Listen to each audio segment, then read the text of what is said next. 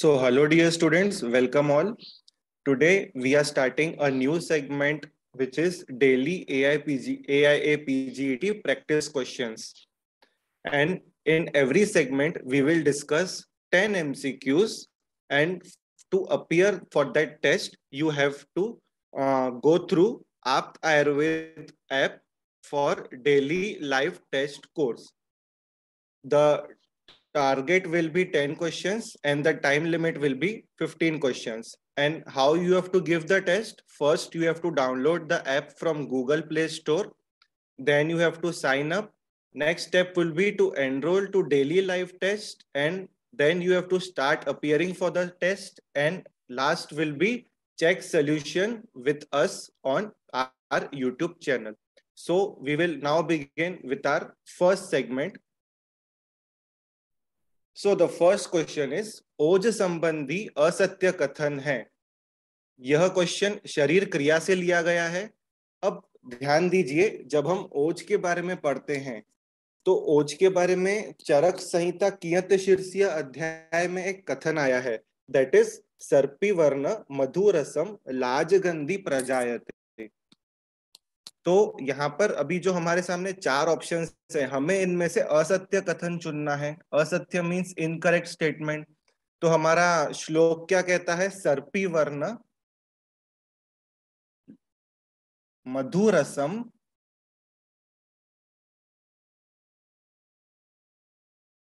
लाजगंधी प्रजायते।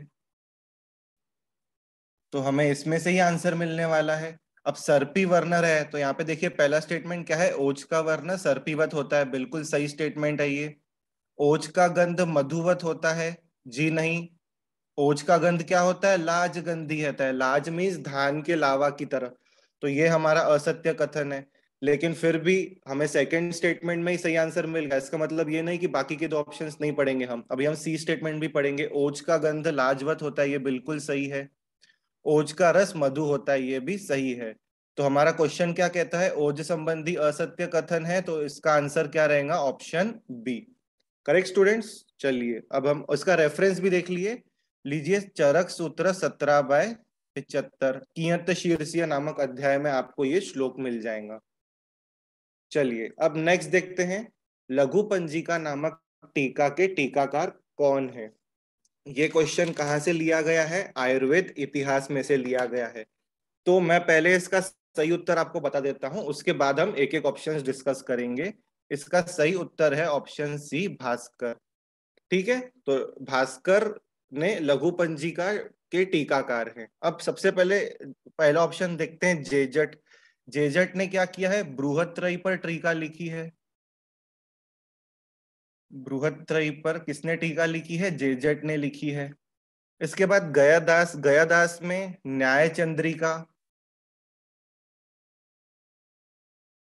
न्याय चंद्रिका के बाद पंजिका, यह गयादास द्वारा लिखी गई है। और ये किस पे लिखी गई है? निदान स्थान पर लिखी गई है। ये इंपॉर्टेंट है, इसमें निदान स्थान पर ये टीकाएं लिखी गई है। किसके द्वारा? गयादास के द्वारा। भास्कर ने लघु पंजिका लिखी है। और लास्ट डलहन, डलहन ने क्या लिखा है? इसका ऑप्शन सी है। यहाँ पे डलहन ने क्या लिखा है? डलहन ने निबंध संग्रह लिखा है।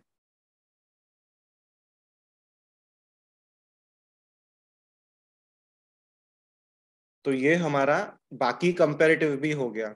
लघु पंजिका टीका, टीकाकार कौन है? भास्कर। इतना ध्यान में रखिए, लेकिन बाकी के तीन ऑप्शंस भी नोट करके रखिए आप। चलिए अब नेक्स्ट, निम्न में से अधिपति मर्म है। शरीर रचना का क्वेश्चन है ये। अब अधिपति मर्म के बारे में हमें क्या क्या देखना है? उसकी रचना भी देखनी है, उसकी मारकता भी देखनी है। तो सबसे पहले यहां ध्यान में रखिए कि अधिपति मर्म की संख्या 1 है और वह संधि मर्म है, पहला। उसके बाद अधिपति मर्म सद्य प्राणहर मर्म है। तो इसका राइट आंसर होगा ए। रेफरेंस देखिए, सुश्रुत शारीर 6/7, तो वहां आपको इसका डिस्क्रिप्शन मिल जाएगा।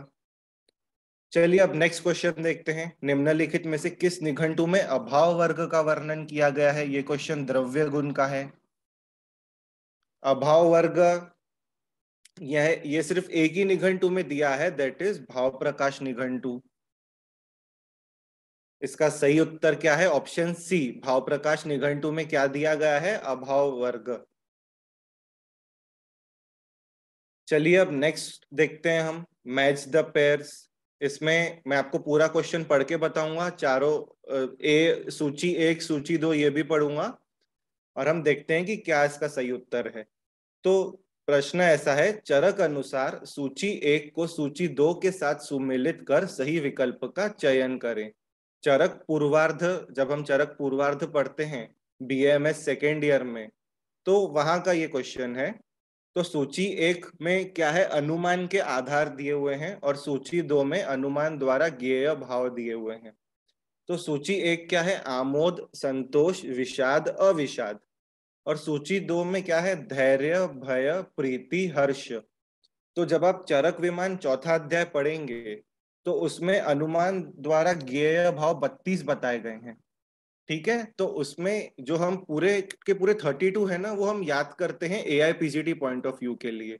तो उसमें से मैंने चार यहाँ पर लिए हैं।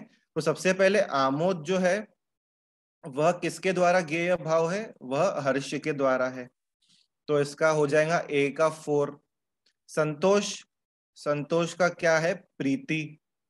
विषाद, विषाद का क्या है? भय। और अविषाद, अविषाद का हो जाएगा धैर्य। तो ए का 4 के साथ आएगा, बी का 3 के साथ, सी का 2 के साथ, और डी का 1 के साथ।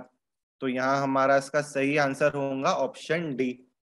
ध्यान रखिए, जब आप चरक विमान स्थान चौथा अध्याय पढ़ेंगे तो उसके पूरे 32 भाव हमें एक एक करके याद करने हैं। ठीक है, अब हमारा सिक्स्थ क्वेश्चन है, नृद्वेषी अस्तनी किस योनि व्यापक का लक्षण है? अब नृद्वेषी अस्तनी का मीनिंग क्या होता है? नृद्वेषी मतलब पुरुष सहवास में जिसकी बिल्कुल इच्छा नहीं होती। अस्तनी मतलब ऐसी स्त्री जिसके स्तन या तो छोटे हो या तो सिकुड़ गए हो। ठीक है, वह किस योनि व्यापक का लक्षण है? तो वो उसका उत्तर आएगा ऑप्शन डी, शंडी। इसका रेफरेंस देखिए दिया हुआ है, चरक चिकित्सा 30वां अध्याय 35वां श्लोक। स्त्री रोग का ये क्वेश्चन है। अब नेक्स्ट सेवेंथ क्वेश्चन देखिए, सुश्रुत अनुसार सूची एक को सूची दो के साथ सुमेलित कर सही विकल्प का चयन कीजिए। बाल रोग का ये क्वेश्चन है। अब सूची एक में देखो क्या दिया हुआ है, पूरे बाल ग्रह दिए हुए हैं, और सूची दो में जो बाल ग्रह में जो गंध उत्पन्न होती है हर एक बाल ग्रह में, वो दी हुई है।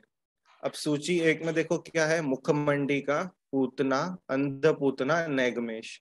सूची दो में अम्लगंधी, काकतुल्य गंधी, मूत्र तुल्य गंधी और वसागंधी। ठीक है, अब सबसे पहले मुखमंडिका है, तो मुखमंडिका में मूत्र तुल्य गंधी, तो यहाँ मैं ए लिख देता हूं। मुखमंडिका में कैसी गंध रहती है? मूत्र के समान गंध रहती है। अब पूतना में क्या है? पूतना में है काकतुल्य गंधी, तो मैं यहाँ बी लिख देता हूँ। अंधपूतना में कैसा है? अम्लगंधी, यहाँ मैं सी लिख देता हूँ। और नैगमेश में कैसा है? वसागंधी। तो ए के साथ 3 आएगा, बी के साथ 2, सी के साथ 1 आएगा, और डी के साथ क्या आएगा? 4। तो यहाँ हमारा सही आंसर ऑप्शन क्या होने वाला है? Option C, A3, B2, C1 and D4। इसका रेफरेंस आपको मिलेगा सुश्रुत उत्तर तंत्र अध्याय क्रमांक 27 में।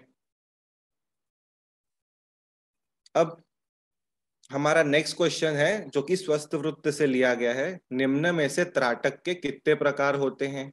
अब त्राटक कौन से कर्म में आता है? षट कर्मों में त्राटक आता है, पहला तो सबसे पॉइंट आप ये ध्यान में रखिए।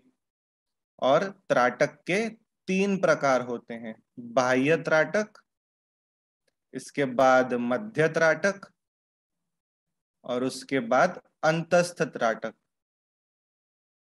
ये होते हैं त्राटक के 3 प्रकार। ठीक है, यह स्वस्थ वृत्त का क्वेश्चन है। आप जब किसी भी स्वस्थ वृत्त की टेक्स्ट बुक पढ़ेंगे तो वहां आपको ये डिटेल में मिल जाएगा। अब हमारा 9th क्वेश्चन देखते हैं हम, जो कि शल्य तंत्र से लिया गया है। आदमात बस्ती रिवातश्च शोथ की किस अवस्था का लक्षण है? तो पहले तो ध्यान में रखिए, शोथ की 3 अवस्थाएं बताई गई है। आमावस्था, पच्यमान अवस्था, पक्वावस्था। ठीक है, और ये जो लक्षण है यह पच्यमान अवस्था में मिलता है। और इसका मीनिंग क्या है? आदमात बस्ती रिवातश्च मतलब जो मशक रहता है उसके समान फूली हुई बस्ती के समान शोथ वहां डेवलप हो जाता है। और ये किस अवस्था में मिलता है? पच्यमान अवस्था में मिलता है। इसका रेफरेंस आपको मिल जाएगा सुश्रुत सूत्र अध्याय 17 श्लोक क्रमांक 8। अब नेक्स्ट देखिए, शारंगधर अनुसार मुख रोगों की कुल संख्या है। शालक्य तंत्र का ये क्वेश्चन है। ठीक है, मैं पहले आपको इसका उत्तर बता देता हूँ, उसके बाद मैं आपको एक एक एक्सप्लेन करता हूँ। शारंगधर ने 74 प्रकार के मुख रोग बताए हैं। अब बाकी ऑप्शन भी देख लेते हैं हम। चरक में कितना बताए हैं? चरक में 64 बताए हैं मुख रोग। इसके बाद सुश्रुत ने 65 प्रकार के मुख रोग बताए हैं। शारंगधर ने 74 बताए हैं। अब 67 किसने बताया है? 67 बताया है योग रत्नाकार ने और भाव प्रकाश ने। बाकी पॉइंट भी आप नोट करके रखिए अपने पास। ठीक है, चरक ने 64 बताए हैं, सुश्रुत ने 65, शारंगधर ने 74 और 67 किसने बताए हैं? योग रत्नाकार और भाव प्रकाश ने।